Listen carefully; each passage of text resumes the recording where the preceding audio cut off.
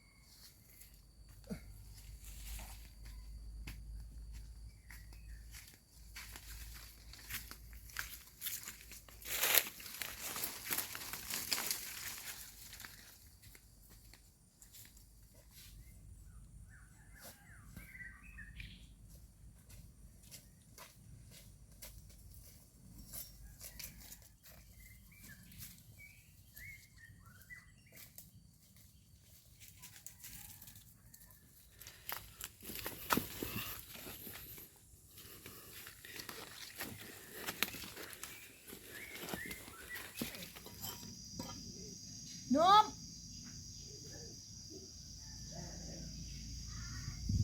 ผลว่าสิตกก็บ่ตกแขวงเฮาแขวงขมวนแขวงอื่นก็ตกบ่ผลนี่เนาะ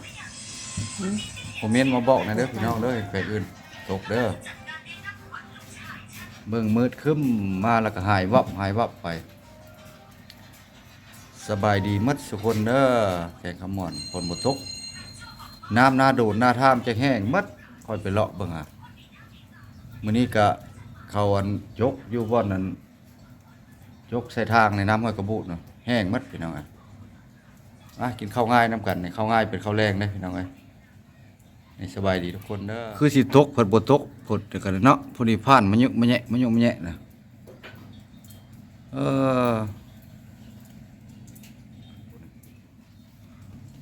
แต่ขั่วไข่โอ้ยขั่วไข่แล้วก็ปิ้งปลาดุกตกหน่อยเดียว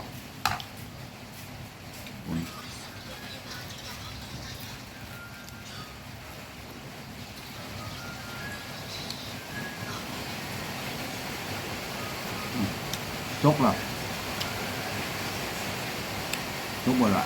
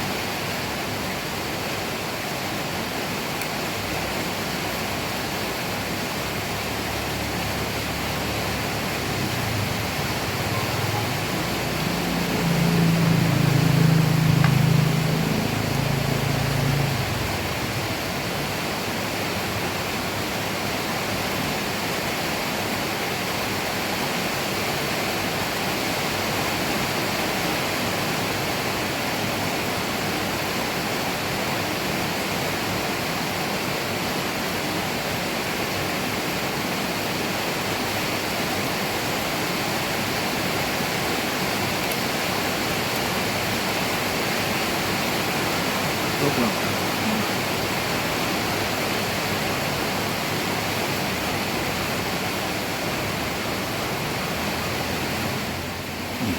จกหน่อยเดียวจกหน่อยหนึ่งจกล่ะโอ้ย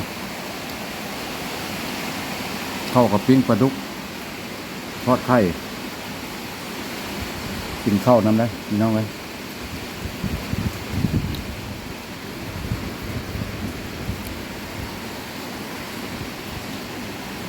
ก็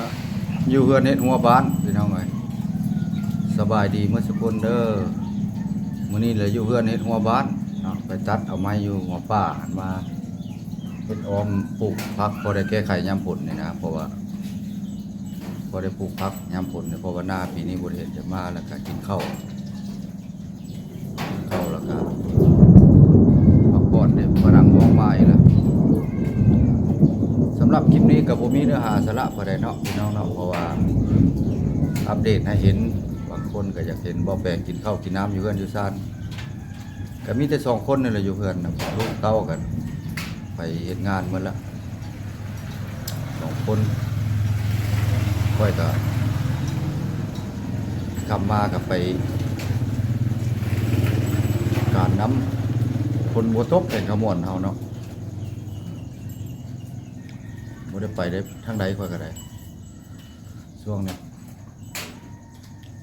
กันไม้ละหัวมาแล้วก็กินข้าวนี่แหละเนื้อในชาตินี่แหละ